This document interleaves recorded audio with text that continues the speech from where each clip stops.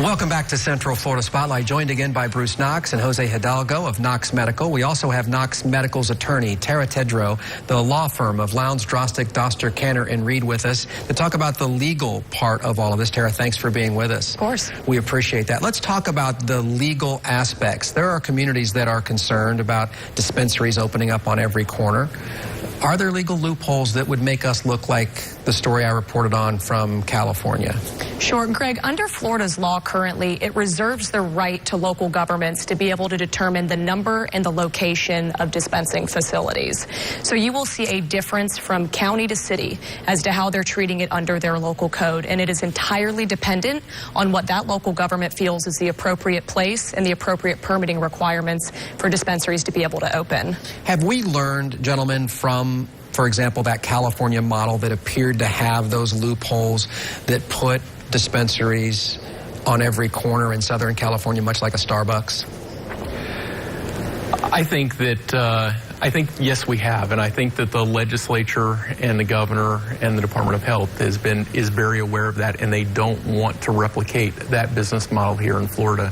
And that's why they originally conceived it to have 5 dispensing organizations in a vertically integrated business model to prevent the proliferation of treatment centers everywhere like you've seen in California or Colorado. So, Tara, how is it different now that we've passed Amendment 2? It's one thing to have Charlotte's Web through the legislature, but now we have Amendment 2. Is it much broader? Is there wiggle room? In terms of what Amendment 2 allows for the qualifying medical conditions for patients, that is broader. However, most local governments still have the exact same treatment. Either they have enacted a moratorium in order to buy more time to come up with regulations, or they have regulations in place that may need to be modified from low THC to allow for full THC, or their regulations already contemplated that Amendment 2 was going to pass, so it allows for medical marijuana dispensaries generally. Jose, you've seen the other states. You mentioned earlier that they're monitoring what's happening in Florida, the states that may come online soon. What do you see the ultimate here? Are we going to become, and this is the big question that everybody that's probably yelling at the TV right now, are we going to the point of recreational someday? I know we're just in baby steps with making it medicinal right now.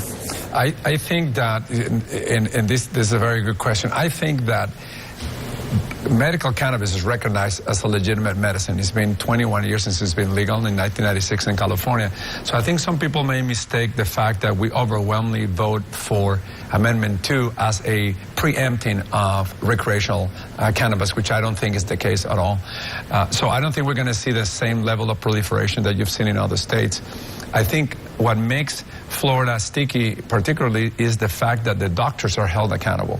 So you're not dealing in a situation that somebody gets a medical cannabis card and walks into a dispensary and then talks to a tender at one of these dispensaries and basically gets prescribed or medicated when they get there. So there has to be a ordering physician behind that. So when it comes to winter garden and land use, you know, Knox nurseries, we're not growing ferns anymore. We're growing this very expensive, potentially very profitable drug. Have you ran into pushback from other landowners, from the community? Do you have to protect them so that they can run this business that they have been granted this permit to do? Knox has been welcomed in the communities that we have brought this product to. Of course, there is some pushback in every community, as with any new use that comes to the market. But on the whole, I believe when people see really what the framework that the state has set, as well as how the industry actually functions when it's implemented under that framework, it mitigates the fears that people may have from what is largely now an unknown industry to most in Florida. Wouldn't you agree, though, and all of you can chime in on this, that the unknown is what makes people so uneasy? Correct. People are always resistant to change, and that's what we're really seeing here is a major shift. But 71% of the population voted for it in November. So I think, yes, that is happening, but you know, they're accepting of the change because they're becoming educated, and that's one of our biggest pushes, is to educate people and patients and consumers. And you know, we're making a difference one person at a time. And you know, it's not we don't use the term marijuana anymore. We use cannabis. It sounds more medicinal, and it's just very important to change people's concepts and perceptions of what it is. And in Florida, I can't ever see being like a California or Colorado style distribution. Coming up in our next segment, our final segment, we're going to take a look at what will these facilities look like, where will they come, and what's the pushback on having those maybe in your backyard. That and much more after the break. Welcome back to Central Florida Spotlight, joined again by Jose Hidalgo and Bruce Knox of Knox Medical, growers of cannabis, medical cannabis here in Central Florida. I'm already corrected on what was said earlier, and with them, their attorney, Tedrow. Thanks again for all three of you being here. We're also going to talk about the distribution of what this looks like, the drug itself. But first, what about this distribution facility? There's going to be one on Ivanhoe. Talk about those neighbors in that community now that Knox is going to open a dispensary there. What's that been like? We haven't had any negative feedback at this point, whether it be in Winter Garden or at the Ivanhoe community at this point. And this facility, we have pictures, is in terms of architecturally, it's a beautiful place. It doesn't have this this look of what I saw in California, of a place that is shady with bars on the windows. Yeah, you know, one of our many initiatives that we have is we want to establish Knox as the golden standard in medical cannabis in the U.S., and that comes with a lot of branding efforts. So we have hired a group of very talented branding people and as well as architects to come with this beautiful product that you saw. And the interesting thing about this, and I've met with many mayors around the state, is that the second they see that picture, everything changes. Because their perception of what they've seen around the country, they understand that they want to stand behind a product like this.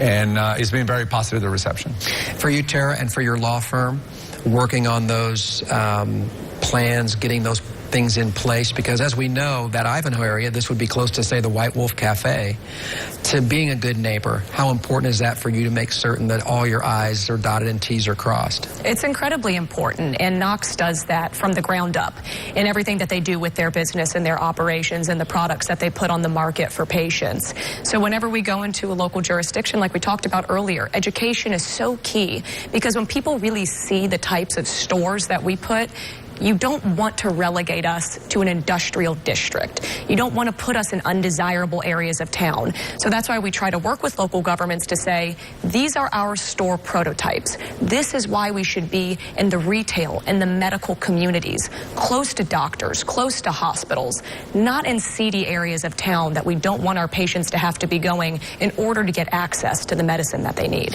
When I was in California, I purchased medical marijuana, and the individual who sold it to me, they had to buzz me through a series of doors, gates, and he was wearing a flak jacket, bulletproof vest, and had 2 guns on him, and it was a cash-only business. While what I was doing was legal under their law, it felt nerve-wracking, scary, and quite frankly, as though it was illegal. Will we see that happen in Florida? And will Knox make certain that your facility doesn't look like that when I come in to buy a drug that's very valuable on the streets? Well, first of all, I think that what you'll see here is like nothing you've seen around the United States. First and foremost, I think patients and caretakers, caregivers, and doctors, and just the community in general are going to feel safe, and that's very important. So security is a very big concern. So there will be security guards at every single one of our locations. So is it a cash-only business because it's not federally mandated? Well, that is part of the equation, but we are taking debit cards. So that it's either cash or debit cards. And, you know, we're looking for solutions to have credit cards processed as well. Do you need to do some lobbying on the national level? Is that part of this whole process as well, Tara? It would be great if the federal government would change its regulations and if marijuana would no longer be considered a Schedule I drug. It would be more consistent and in line with what a lot of the states are doing currently on a state level. $1 million question. Again, I'm trying to ask the questions that I know the viewers are at home asking, and that would be, are you going to get super rich on all this? Because you are one of a dozen or so that can do this in the state of Florida. This has gotten a lot of attention. Bruce, I know you're not a nonprofit. Correct. While The economic rewards are definitely, one of the reasons that we're doing this. That's not our focus. Our focus is to help patients, people in need who need medicine, to help whatever their ailments are, whatever their conditions are. So when you hear these 18-month moratoriums, things like this being enacted, there's a phrase of kicking something down the road, kick the can down the road. Ultimately, these communities are going to have to face that. If not, the legal ramifications from your firm and others, I would think, would be pretty drastic. We're not looking at what we're going to do when counties do not allow for this use, because our hope and our expectation is that ultimately they will. It's the will of the voters from Amendment 2 that an overwhelming majority of this state appreciates and wanted this use to be legal. So we hope that local governments will see what the voters had wanted on a statewide basis and then find ways to update their codes to allow for this industry to go in the number and the location that they best see fit for their jurisdiction. And not on a darkened alley. Exactly. Very good. That just perpetuates the seedy image that everybody is afraid of. Very good.